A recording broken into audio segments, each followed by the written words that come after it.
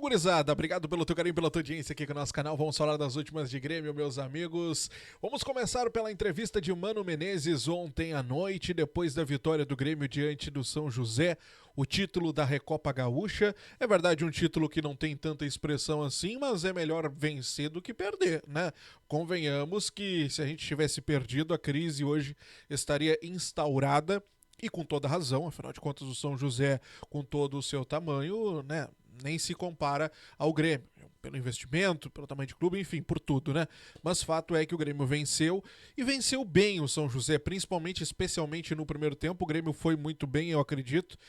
Claro que no segundo tempo o time deu uma relaxada, alguns problemas voltaram a acontecer, como, por exemplo, a facilidade com que o São José conseguiu entrar na área do Grêmio, levou o perigo algumas vezes. O técnico Mano Menezes, inclusive, na coletiva falou sobre isso, porque depois do segundo tempo o time relaxou e os jogadores persistiram errando muitas vezes, tentando sair para a marcação, né, sair das suas posições para tentar interceptar o jogador adversário, e acabavam deixando o posto. E isso fazia com que se abrisse por ali um grande corredor por onde o São José acabava muitas vezes conseguindo alçar a bola na área. Uma outra situação também é a insegurança do Volpi, né? O Volpi, mais uma vez, um goleiro inseguro. O Volpi, mais uma vez, deixa a desejar, na minha opinião. Nós tivemos também a entrada do Pavon, que, meu Deus do céu, né? O Pavon não consegue acertar um passe. Não tem condições. É impressionante. O Pavon entra no segundo tempo e ele perde uma bola ali, que era um passe, assim, ó, simples, né? Teoricamente, simples. Mas ele tenta fazer uma bola de 3 dedos, ele perde a bola, dá um contra-ataque pro São José, o Dodge recupera a bola depois e ele fica louco com o Pavon. Louco com o Pavon. Então, assim, são coisas que não tem muito como a gente esmiuçar detalhes sobre isso, porque já são velhos problemas que a gente vem enfrentando. Mas o fato é que o Grêmio venceu ontem. Tivemos, sim, um grande avanço no que se diz respeito a time mais encaixado, a um time mais entrosado, sabendo cada um a sua posição. Há muitas outras coisas a se corrigir, é verdade, mas tivemos uma boa esperança para o que vem pela frente. O técnico Mano Menezes, na sua coletiva, além de falar sobre esses buracos, esses espaços que acabaram abrindo ali para o São José, o Mano também falou sobre contratações.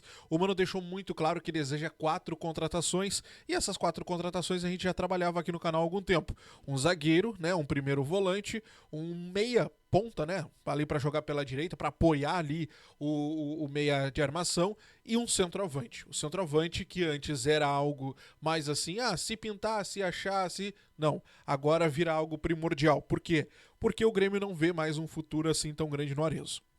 O Arezo não tem condições. O que começa a se ventilar, vamos dizer assim, é que o Arezo não tem mais cabeça para seguir no Grêmio. E esse é um grande problema, porque faz com que o Grêmio, além de ter que pagar caro por um jogador que não tem a cabeça no clube, ainda precisa correr atrás para encontrar um destino para esse jogador ou dinheiro para comprar, para ter um novo centroavante. E isso é um problema. Emprestando o Arezo pro Peñarol, o Grêmio não vai ter dinheiro para contratar um centroavante.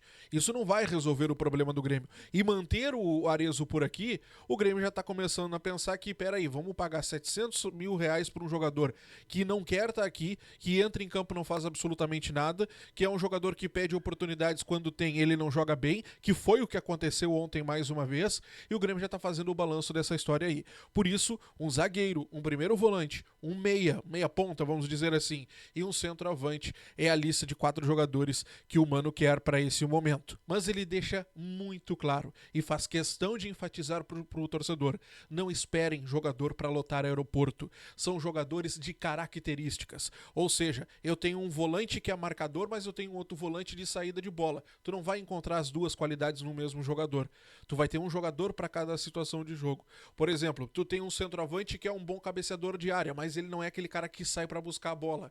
Então tu vai ter um cara que sai para buscar a bola que não vai ser bom de cabeceio de área. É isso que o Grêmio tá encontrando neste momento. Soluções em jogadores diferentes, com características diferentes, porque aquele cara que é completo, aquele cara que cabeceia bem, que sai para buscar a bola, aquele cara que faz isso, que faz aquilo, que faz tudo aquilo outro, é um jogador muito caro e o Grêmio não tem dinheiro para contratar. Ou seja, é a realidade do tricolor de acordo com o que pensa o Mano Menezes, tá? Bom, na entrevista, o Mano acabou falando sobre 5 ausências que ele teve, e estas 5 ausências que o Mano citou, ela pode, ou o Mano pode, claro, ter tido ali um esquecimento, enfim, ou ela pode indicar uma outra situação. O Mano, quando cita 5 ausências para o jogo, ele fala no Kahneman, no Marlon, no Vijaçante, no Kik e no Bright White. Ele não cita, por exemplo, João Pedro e Igor Sarrodi. Por mais que o Igor tenha jogado e tenha, né, voltado, o Mano não cita o Igor como uma ausência. Por mais que o Gustavo Martins tenha jogado improvisado na lateral direita, o Mano talvez já não veja mais o Gustavo como um jogador improvisado, e sim como um jogador que se firmou por ali. E eu sei que muita gente não gosta do Gustavo por ali. Eu tenho as minhas resistências ao Gustavo como lateral direito, mas o Mano vê no Gustavo uma solução, porque o Gustavo, de acordo com o que o Mano pensa, ele deu liberdade para que o Alisson, por exemplo, tenha lá na frente todo um caminho sem ter que voltar para ajudar a marcar.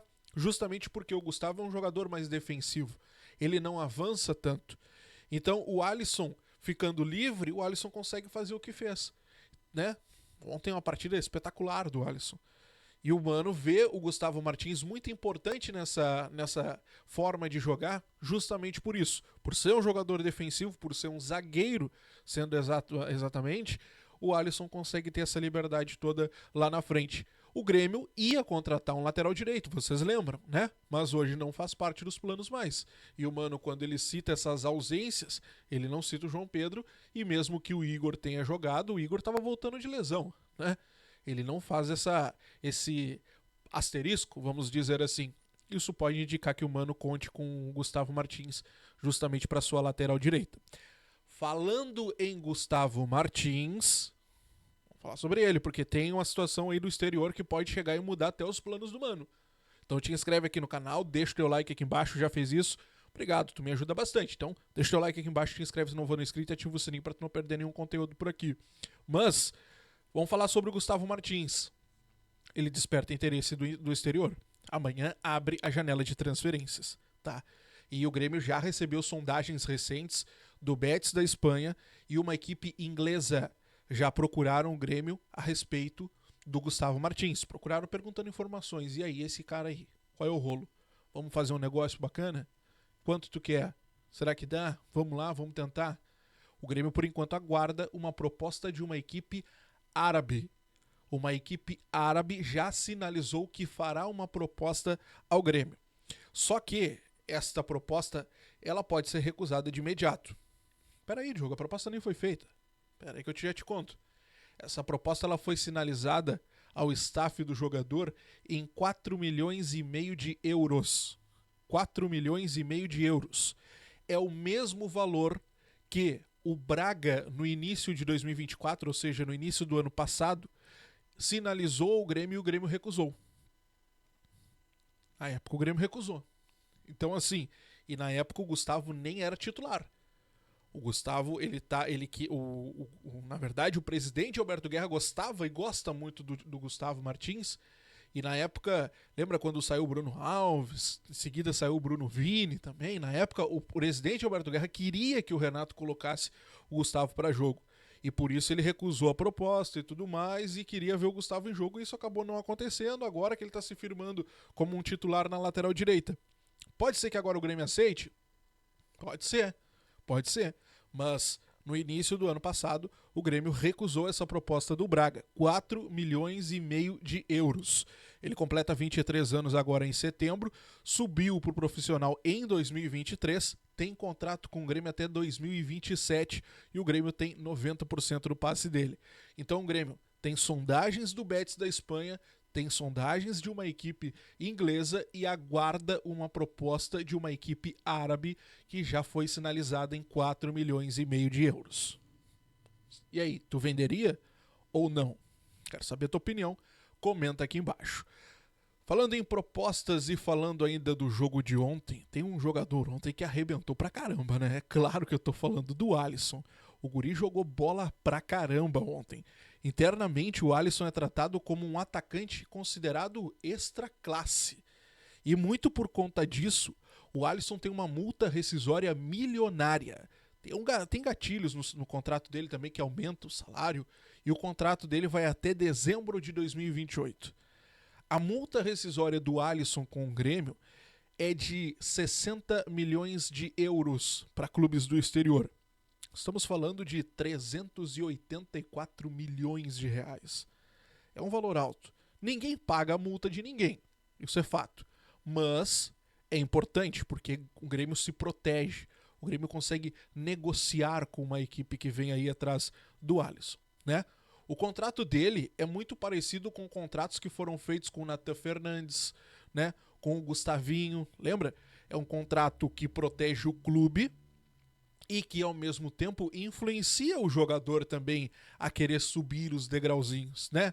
Vai ali, ele faz gol, ele ganha uma porcentagem no salário, ele tem tantos minutos como titular, ganha outra porcentagem, né? Isso é importante também para que o jogador tenha, né, essa pretensão de jogar mais, de jogar melhor, de garantir e tentar.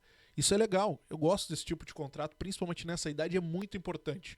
Então, o Alisson, ele tem esse contrato por produtividade, assim como o Grêmio fez com o Nathan Fernandes e fez com o Gustavinho, e o Grêmio está muito bem protegido com essa multa, então, de 60 milhões de euros, 384, 400 milhões de reais praticamente nessa venda aí para clubes do exterior. 2006, ô Gurica, 2006. Chegou no Grêmio em 2015. Tá jogando, tá voando, né? Tá voando. Que o Grêmio saiba conduzir muito bem a mente do guri, que dê toda assistência para a família, porque é nessas horas que muitos jovens promissores se perdem, né? Então o Grêmio tem que ter todo esse cuidado também, porque com toda certeza o Alisson é um jogador de muito futuro, muito futuro. Ele tem qualidade, tem muita qualidade, né? Tem que ter cabeça, qualidade ele tem. Gente, vamos avançar um pouquinho que eu quero falar com você sobre outra situação importante, falando sobre jovens da base e jovens que se destacam, né? O Grêmio está fechando a venda do volante Josué, de 20 anos. O jogador estava em final de contrato, o contrato dele estava terminando agora no final do ano, e ele está se transferindo para o Nacional da Ilha da Madeira, de Portugal. O acerto já está encaminhado, o jovem inclusive já viajou para Portugal. Ele ganhou oportunidades no ano de 2023, quando o Renato ainda estava aqui, jogou contra o São Paulo no Morumbi, também atuou contra o Atlético Paranaense, o Atlético Mineiro, o Bahia, se eu não me engano, na época também, deixa eu ver aqui, contra o Bahia, ele jogou contra o Bahia também. Na temporada passada ele foi emprestado ao Houston Dynamo dos Estados Unidos, por lá atuou só 12 vezes, voltou para cá e agora o Grêmio está negociando o atleta então com o clube português. O tricolor não deve levar nenhuma grana nesta saída do atleta, mas fica com 40% dos direitos econômicos para uma futura venda então. O Grêmio fica com 40% do atleta, 40% dos direitos econômicos e o restante então fica com o Nacional, tá? Então, tá saindo então o volante Josué da nossa categoria de base. Para nós encerrarmos, treino de hoje, tá? Treino de hoje para os atletas que não atuaram ontem foi no campo, para quem atuou ontem foi aquela recuperação física já tradicional, e a grande novidade é que o dinamarquês, né, o nosso Bright White, ele treinou normalmente hoje, vai atuar com tudo, né, dando certinho, se Deus quiser, contra o Cruzeiro no próximo domingo às 6h30. Quem ainda não foi visto em campo nesta quarta-feira foi o Christian Oliveira e o Cuejar, ainda não tem retorno garantido. O Kahneman é outro também que se recupera de uma indisposição, então o Kahneman também é dúvida. E outro jogador que tem o retorno garantido é o Vija Sante. Tá? Ele foi desfalque ontem na Recopa por questões físicas, sentiu a perna pesada, aquele desconforto muscular, mas a tendência é que ele fique à disposição para o jogo contra o Cruzeiro. Até lá, mais três atividades. O Grêmio viaja no sábado, então, para Minas e enfrenta o Cruzeiro no domingo, às 6h30 da tarde. Às 8h30, na verdade, nem às 6h30, 8h30 lá no Mineirão. Beleza? Te inscreve, deixa o like, ativa o sininho, tô de plantão, qualquer notícia eu te trago por aqui. Grande abraço, até a próxima. Tchau, gurizada, valeu.